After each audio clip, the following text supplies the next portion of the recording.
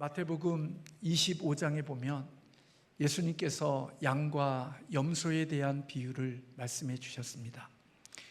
예수님이 영광 가운데 천사들과 함께 올 때에 부자의 보좌에 앉으셔서 이 땅에 있는 모든 사람들을 불러 모으고 그 모여 있는 사람들을 양과 염소로 그렇게 구분할 것이라고 말씀하셨습니다. 그때에 오른편에 있는 사람들에게 임금이 이야기하기를 내 아버지께 복을 받은 자들이요, 마태복음 25장 34절과 36절에 그렇게 말씀하고 있습니다. 나와 창세로부터 너희를 위하여 예비된 나라를 상속받으라. 내가 줄일 때에 너희가 먹을 것을 주었고 목마를 때에 마시게 하였고 나그네 되었을 때에 영접하였고 헐 벗었을 때에 너희가 옷을 입혔고 병들었을 때에 나를 돌보았고 옥에 갇혔을 때 너희들이 와서 나를 보았느니라. 그렇게 그들을 칭찬해 주셨습니다. 그때 이들이 대답하기를 내가 어느 때에 그런 일을 했습니까?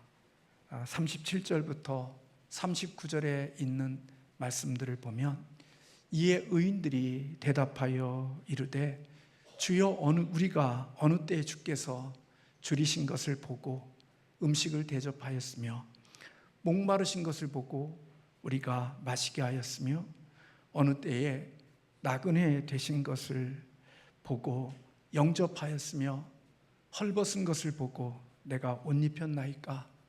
어느 때에 우리가 병드신 것이나 옥에 갇히신 것을 보고 가서 배웠나이까?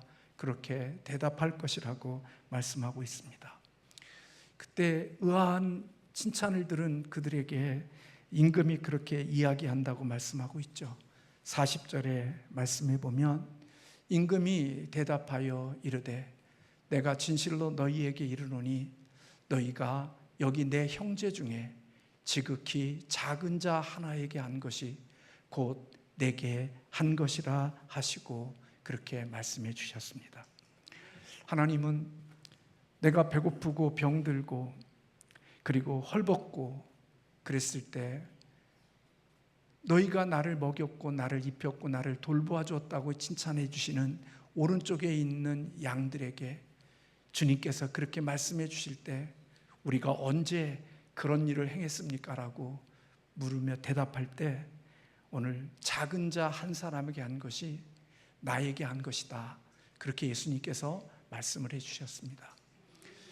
반대로 염소들이 왼쪽에 있는 염소들에게 똑같은 그런 말씀을 하실 때 우리가 언제 당신이 병들고 가난하고 또 배고프고 헐벗었을 때 우리가 언제 당신을 돌보지 않았습니까? 라고 이야기할 때 예수님은 가장 작은 자에게 하지 않은 그것이 곧 나에게 하지 않은 것이라고 말씀하시면서 양과 염소에 대한 모습들을 우리 주님께서 비유로 말씀해 주셨습니다. 하나님은 궁핍하고 불우한 사람들을 영접하고 그들을 환대하는 그것이 곧 하나님 자신과 예수님 자신에게 영접한 것이고 섬긴 것이라고 인정해 주신 것입니다. 크리스틴 폴이라는 사람은 초대 교인들의 삶 가운데 속에서 정말 중요한 것이 있었는데 그것은 예수를 믿는 공동체와 예수님을 믿지 않는 사람들의 정확한 구분점이 무엇이었느냐? 손 대접을 통해서 이들이 믿는 자와 믿지 않는 자의 구별됨이 있었다고 그렇게 이야기하고 있습니다. 예수 그리스도를 믿는 사람들은 나그네를 향한 손 대접이 있었지만 불신자들 가운데 속에는 그러한 문화와 그런 일들이 불신자들의 세계 속에서는 일어나지 않았기 때문에 손 대접이 예수를 그리스도를 믿는 자와 믿지 않는 자를 구별해내는 아주 중요한 문화의 모습이었다고 그렇게 이야기했습니다.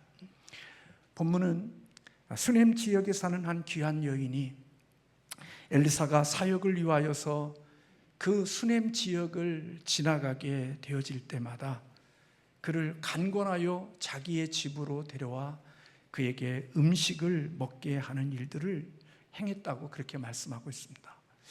특별히 간권이라는 이 단어는 오늘 그 여인이 엘리사를 얼마나 강제적으로 자기의 집으로 모셨는지를 우리에게 보여주는 단어인 것입니다. 그래서 엘리사는 그곳을 지날 때마다 수넴 지역에 이르게 되어지면 언제나 이 수넴 여인의 가정에 들어가 음식을 먹고 또 그것을 쉬기 위하여 그 자리로 들어갔던 것 같습니다. 제가 섬에서 목회할 때 육지로 나오면 병원을 때로는 가야 될 때가 있으면 여수에 그곳에 가면 병원 중에 우리 동기 목사님이 먼저 그곳에 있으면서 한 병원을 소개해 주셔 그곳을 가라고 그래서 항상 그 병원을 갔습니다. 그 병원을 가면 원장님이 교회 목회자들, 특별히 섬에서 목회하는 목회자들의 가족들은 어느 것 하나 병원비 받지 않고 그냥 섬겨주고 주사도 놔주고 약도 주고 그런 병원이 있었습니다. 그래서 섬에 있는 목회자들은 아프면 다 그 병원에 가서 진료를 받고 도움을 입었던 기억이 납니다. 아마 엘리사도 오늘 이 지역을 지나가면서 수넴 여인의 집이 바로 그와 같은 쉼터였고 그곳에 필요를 공급받는 장소였던 것으로 보여집니다. 그런데 하루는 이 여인이 오늘 그의 남편에게 이런 제안을 합니다. 우리가 지나가는 이 사람은 하나님의 거룩한 사람인 줄 내가 아는데 그를 위하여 방을 마련해 놓고 그가 이 지역을 지날 때마다 그 집에 들어가 묵을 수 있도록 하기 위하여 집을 하나, 방을 하나 만들기를 원하고 그리고 그곳에 침상과 책상과 의자와 촛대까지를 두자라고 제안을 하고 그렇게 남편의 허락하에 방을 만들고 엘리사가 쉴 수 있는 그런 모든 것들을 꾸며놓은 것 같습니다. 엘리사는 이제 그곳에 들어가면서 자기를 위하여 준비되어진 방이 있으니까 항상 그곳에서 쉼을 받고 또 그곳에 누림의 시간들이 있었겠죠. 이런 환대를 받는 엘리사의 마음속에는 커다란 감동과 그렇게 배려해주는 이 여인의 마음이 너무나 고마웠겠죠. 사람이라면 다 그런 마음을 갖는 거 아니겠습니까? 그래서 이 환대하는 이 여인에게 엘리사가 뭔가 보답하고 싶은 마음이 그의 마음속에 들었습니다. 그래서 엘리사는 자기 사환 게하시에게 수넴 여인을 불러오게 하고 그 여인이 엘리사 앞에 왔습니다. 엘리사는 사환에게 그에게 이르기를 네가 이같이 우리를 향하여 세심한 배려를 하는도다 그렇게 이야기하죠. 그냥 배려가 아니라 세심한 배려가 있었다고 엘리사도 느껴진 겁니다. 알잖아요. 그냥 이게 대충 하는 건지 진짜 세심함인지. 목사가 신방 가보면 그 집이 예배하는 마음의 자세를 알 수 있거든요. 그냥 대충 예배를 받는 건지 진짜 세심한 마음을 가지고 예배를 받는지 다 느낄 수 있는 거잖아요.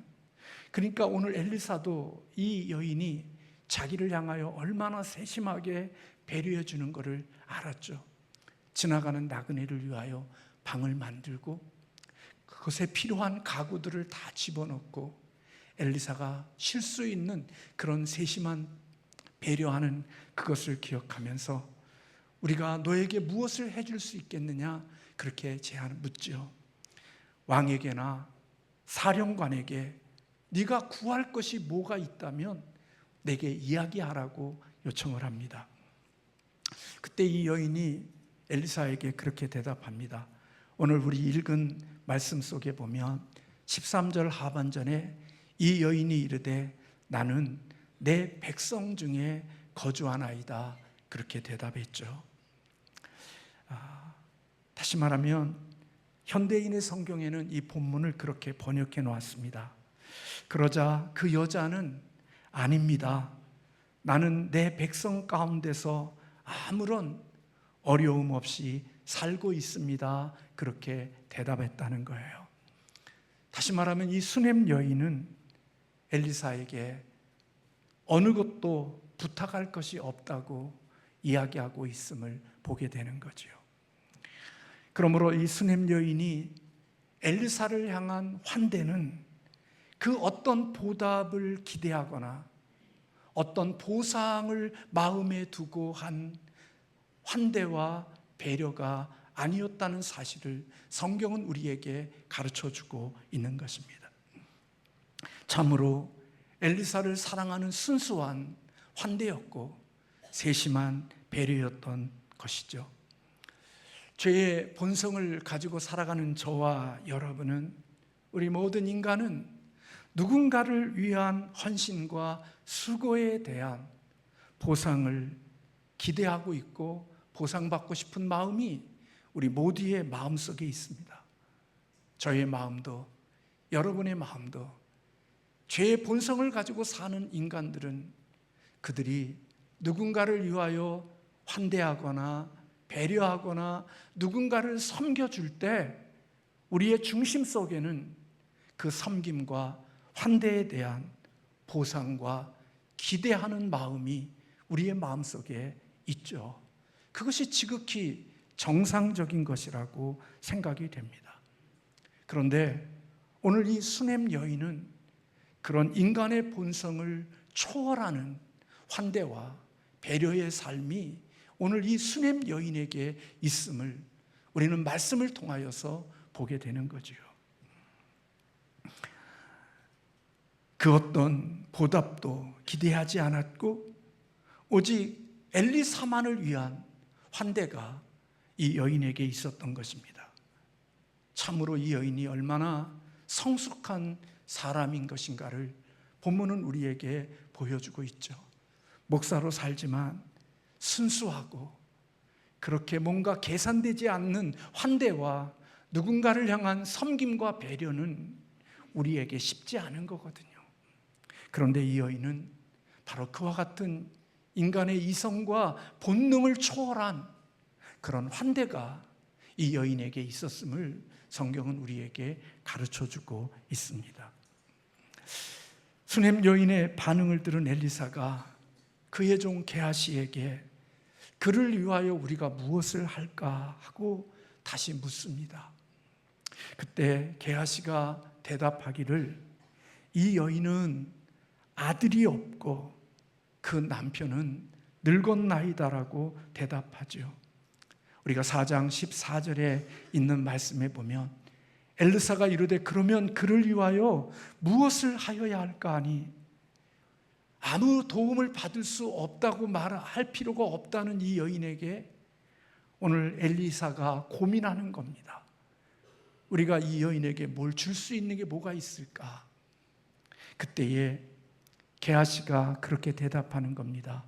참으로 이 여인은 아들이 없고 그 남편은 늙었나이다. 그렇게 대답했죠. 그때 엘리사가 그의 종을 통하여 들은 이야기는 이 여인은 아들이 필요로 합니다. 그런데 지금은 아들을 낳을 수 있는 방법이 없습니다. 그 이야기를 한 거예요. 엘리사가 말했잖아요.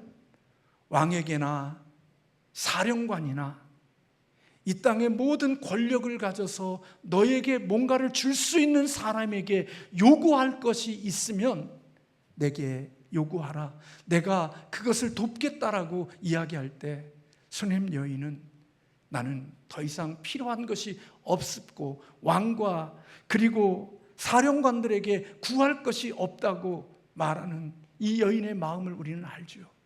그렇습니다, 여러분. 이 여인은 왕도 사령관도 이 여인의 문제를 해결할 수가 없고 필요를 채워줄 수 없는 문제를 가지고 있는 여인인 거지요. 왜요?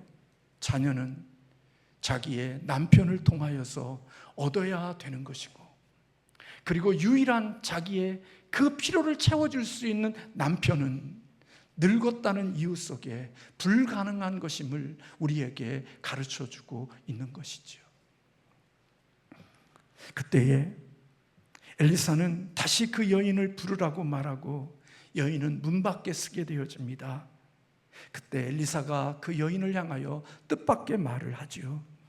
열왕기하 4장 15절과 17절의 말씀에 보면 이르되 한 해가 지나 이때쯤에 내가 아들을 안으리라 하니 여인이 이르되 하나님의 사람이여 당신의 계집종을 속이지 마옵소서 하니라.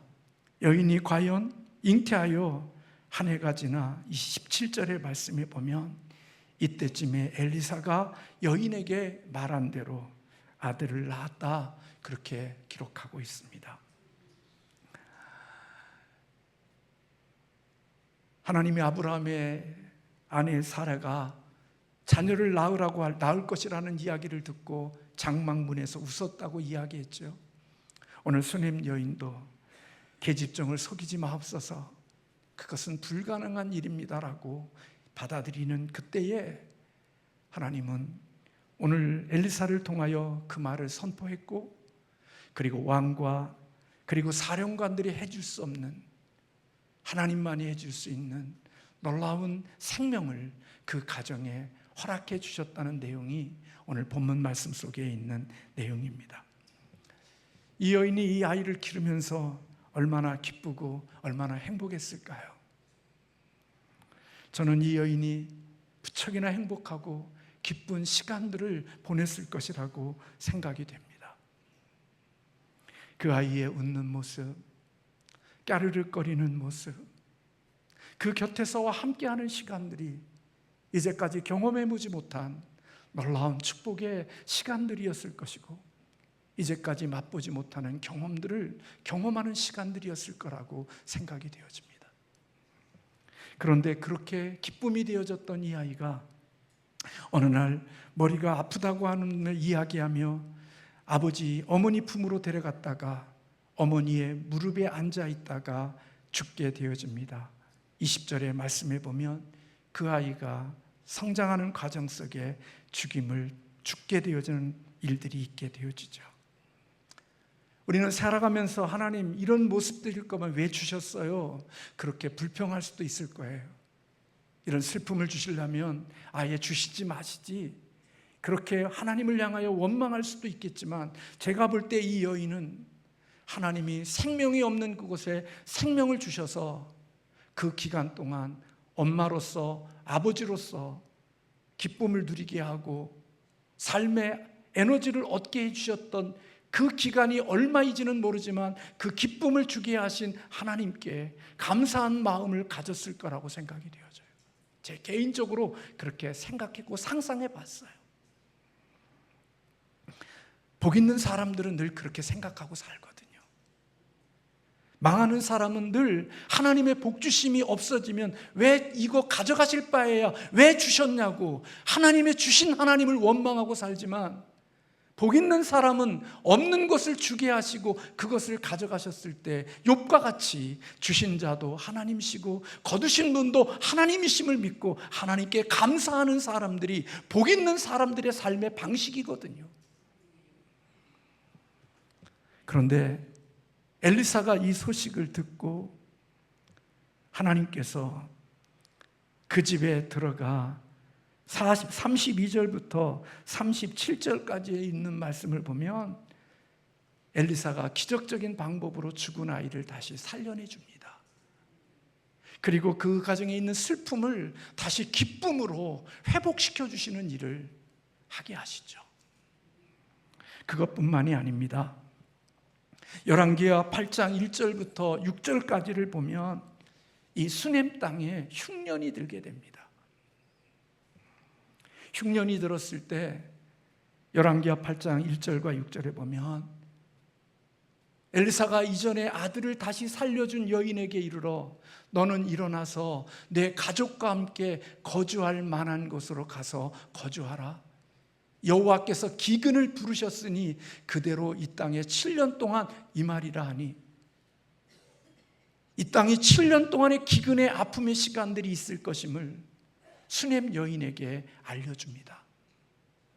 그리고 이 여인을 통하여 여인에게 블레셋이라는 땅으로 돌아가 7년의 시간들을 보내라고 이야기해 주죠. 그래서 여인이 일어나서 하나님의 사람의 말대로 행하여 그의 가족과 함께 가서 블레셋 사람의 땅에 7년을 우거하게 됩니다. 힘든 7년의 기근 시간 속에 기근을 피할 수 있는 정보와 그 방법을 엘리사 선지자를 통하여 도움을 받게 되어진 거예요. 그리고 7년의 시간이 지난 후에 다시 이 여인이 수넴 땅으로 돌아오게 되어졌을 때 말씀을 계속해서 보게 되어지면 7년을 다음에 여인이 블레셋 사람 등의 땅에 돌아와 자기 집과 전토를 위하여 호소하려 하여 왕에게 나아갔더라. 그때 왕이 하나님의 사람 사환 게하시와 서로 말하여 이르되 너는 엘리사가 행한 모든 큰 일을 내게 설명하라 하니, 게하시가 곧 엘리사가 죽은 자를 다시 살린 일에 왕에게 이야기할 때에 그가 다시 살린 아이의 어머니가 자기 집과 전토를 위하여 왕에게 호소하는지라. 게하시가 이르되 내 주 왕이여 이는 그 여인이요 저는 그의 아들이니 곧 엘리사가 다신 살린 자이다 하니라. 왕이 그 여인에게 이르되 들음에 여인이 설명한지라.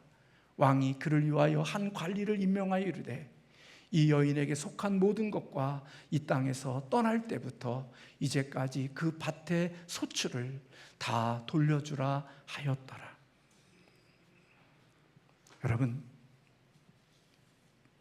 이런 서비스를 받는 삶이 어디 있나요? 없는 생명을 가지게 하는 축복을 받았고, 그 자녀가 죽었을 때 다시 살려주는 축복을 받았고, 그 땅에 기근이 들어 척박한 삶을 살아야 될 때 하나님의 선지자를 통하여서 기근이 없는 땅으로 피할 수 있는 길을 만들어주고, 7년 동안 살아가는 그 땅에서 모든 땅과 모든 재산들이 자신의 것이 될 수 없는 그런 조건 속에 돌아왔을 때 그가 가지고 있는 모든 것들을 다시 회복하고 치유할 수 있도록 해주는 이런 놀라운 역사가 엘리사 선지자를 통하여서 회복되어지는 축복이 있었음을 성경은 기록하고 있는 것입니다. 엘리사를 향한 순수한 환대, 그 어떤 오염과 불순물이 껴있지 않는 진정한 세심한 배려와 환대를 베풀었던 수넴 여인의 그 환대와 배려가 하나님의 은혜와 축복의 문을 여는 하나님의 비결이 되어졌음을 성경은 우리에게 가르쳐주고 있는 것입니다. 수넴 여인은 엘리사를 존중히 여겼고 그 존중함이 그를 환대하는 모습으로 나타났던 것이지요. 그렇게 살아가는 여인을 위하여 하나님은 뜻밖의 선물을 허락해 주신 것입니다.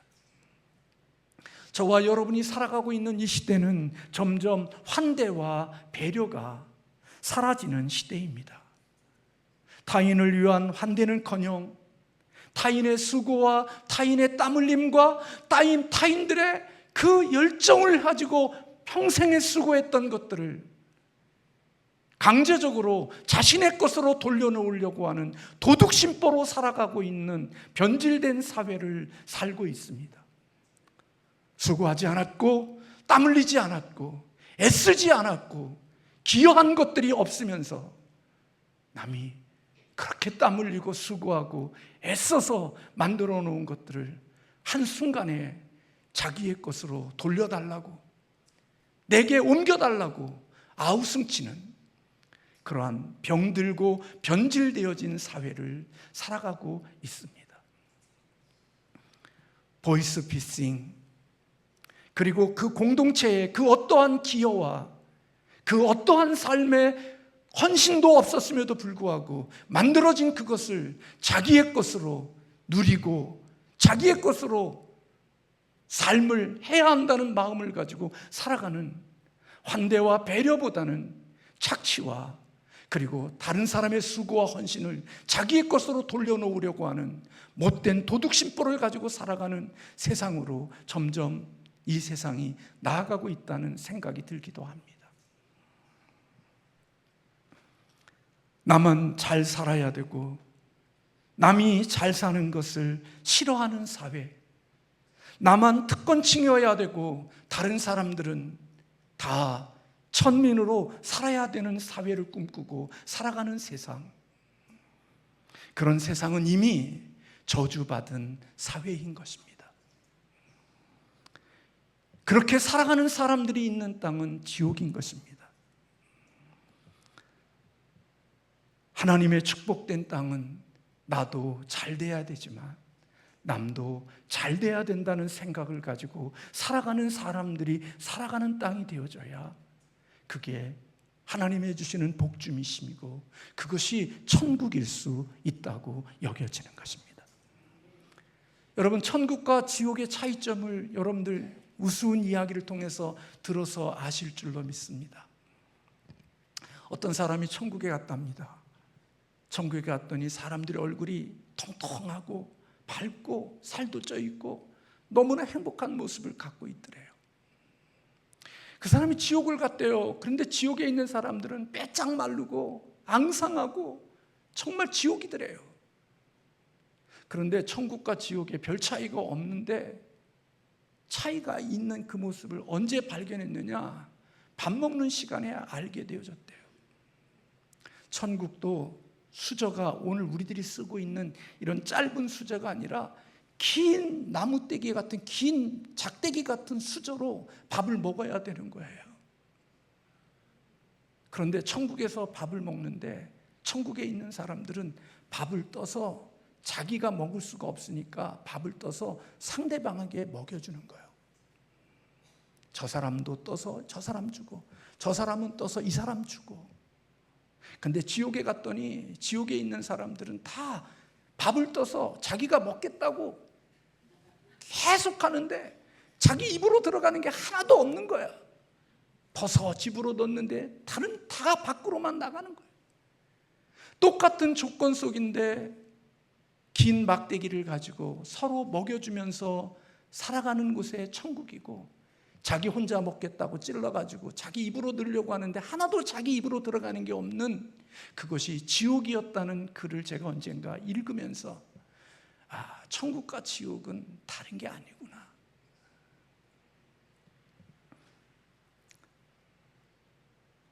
천국과 지옥의 차이가 바로 그런 곳에서 이루어지고 있다는 겁니다.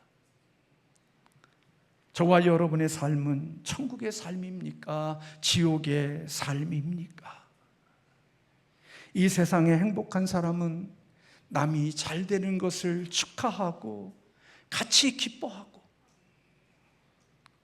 그리고 그 기쁨에 함께 동참하는 사람이지만, 불행한 사람은 다른 사람들이 잘 되는 것을 조금도 볼 수가 없고, 내가 못 사니까 너도 못 살아야 돼, 내가 안 되니까 너도 안 돼야 돼, 우리는 같이 망해야 돼 하는 그런 마음을 가지고 살아가는 사람입니까? 아니면 내 옆에 있는 사람이 나보다 잘 됐을 때, 나보다 하나님의 복을 받았을 때 그 축복받음에 대하여 축하하고 함께 그 일에 대하여 잔치하는 일에 기쁨으로 참석할 수 있는 마음으로 이 세상을 살아가고 계십니까? 남이 잘 되는 것을 축복하고 축하해 주는 사람보다 더 행복한 사람은 내 이웃이 잘 되게 하기 위하여 오늘 수냄 여인과 같이 환대와 세심한 배려를 줄 수 있는 이웃 사랑으로 살아가는 사람들은 그 마음이 더 행복하고 더 복 있는 삶이 되어질 것이라고 여겨지는 것입니다. 내 이웃이 잘 되게 하기 위하여 섬기고 살아가는 사람, 남의 이웃이 잘 되었을 때 그것을 기쁨으로 여기는 사람, 언제나 내 자식만 잘 돼야 되고 내 주변에 있는 김집사의 자식은 내 자식보다 안 돼야 된다는 생각을 가지고 내 자식이 잘 될 때는 기쁘지만 김 집사가 자식이 잘 되면 얼굴이 찌그러지고 우거지상이 되어 자녀를 협박하고 위협하는 그런 마음을 가지고 살아가는 심령 속에 저와 여러분의 마음 속에 하나님의 나라는 이루어지기가 쉽지 않은 거죠.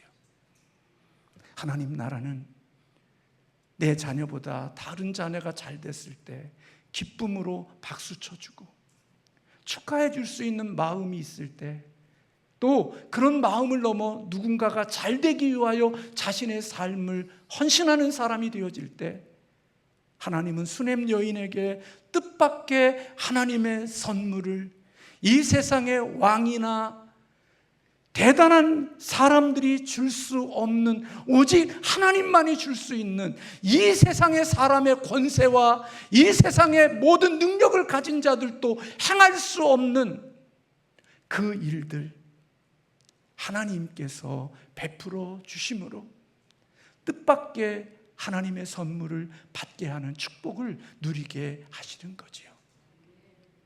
하나님을 향한 헌신이 있었고, 섬김이 있었고, 환대하는 삶이 있었고, 희생하는 삶이 있었기에 우리 자식이 대학교에 들어갈 수 없는 대학교를 들어가게 하시는 은혜를 주시든지, 내 기업에서 받을 수 없는 결과를 만들어내는 결과를 얻게 하시든지, 내 힘으로나 내 능력으로 만들어낼 수 없는 일들을 하나님을 사랑하는 마음으로 그렇게 환대하고 배려하는 삶을 살아온 삶의 모습들 때문에, 하나님은 그 헌신과 그 환대하는 마음 때문에 뜻하지 않는 방법으로 내 자식이 그런 대학교에 갈 수 없는데도 불구하고 그런 대학교에 갈 수 있는 길들을 만들어 주시고, 내가 사업에서 돈을 벌 수 없는 자인데도 불구하고 하나님이 그 가운데 속에서 나를 수입을 얻게 하시고, 내 삶이 교통사고로 죽어야 되는 그 현장 속에서 피할 길을 주시고 나의 생명을 연장시켜 주시는, 오직 하나님만이 하실 수 있는 그 일들로 인하여 내 삶을 채우시고 갚아주시는 하나님의 은혜가 저와 여러분의 삶 가운데 있는 줄로 믿습니다. 그냥 되는 게 아닙니다.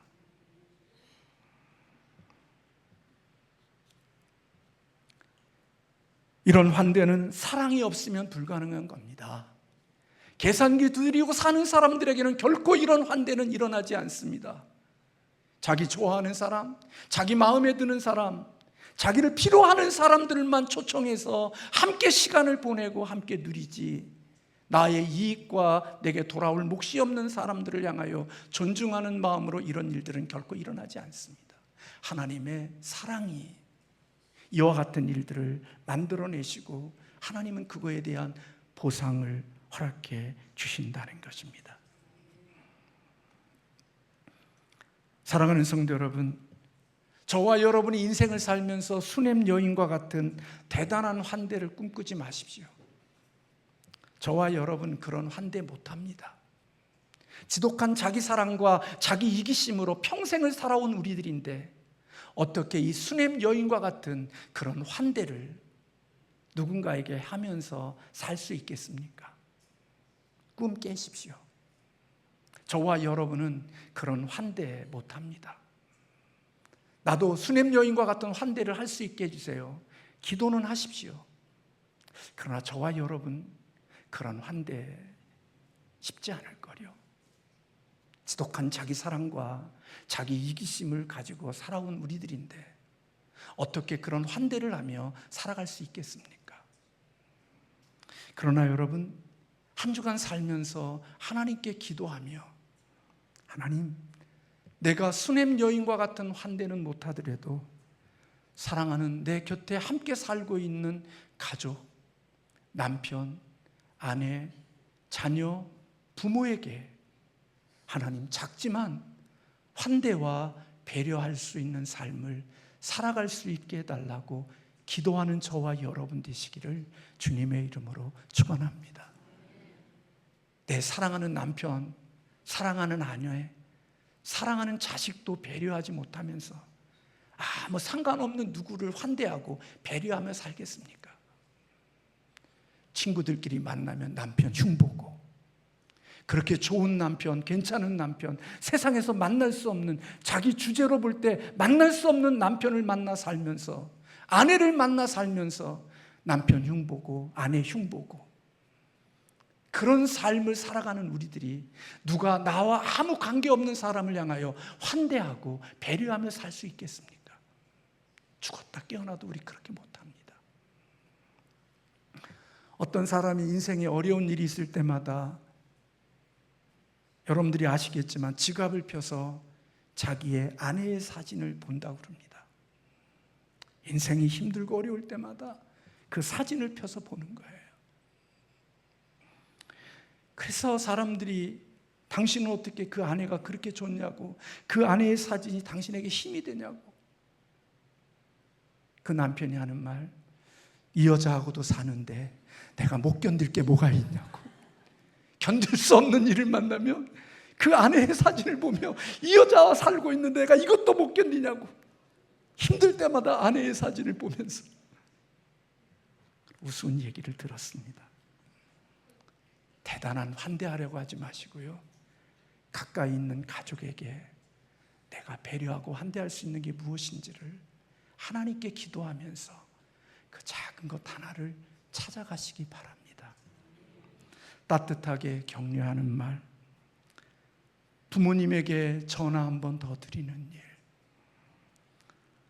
내가 청소 한 번 하고 설거지 한 번 하고 내 희생을 통하여 내 사랑하는 가족이나 내 이웃이 힘을 얻을 수 있고 쉼을 얻을 수 있고 용기를 얻을 수 있는 작은 것 하나, 거기서부터 시작되는 겁니다.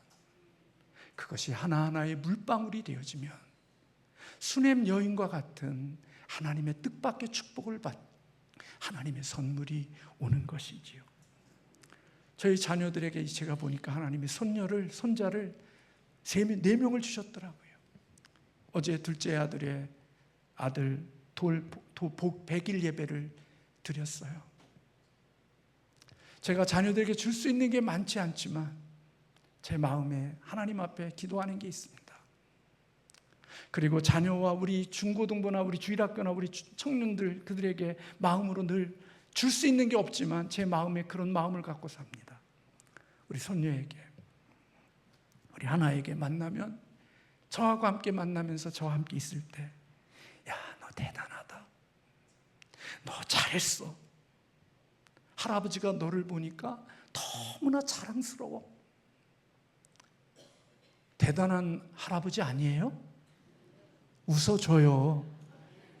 그렇게 또 아이고 또 뭐 뒤에서 궁시렁궁시렁 마음으로 그러지 말고, 아, 우리 목사님이 애쓰고 있구나, 그렇게 동의해줘요.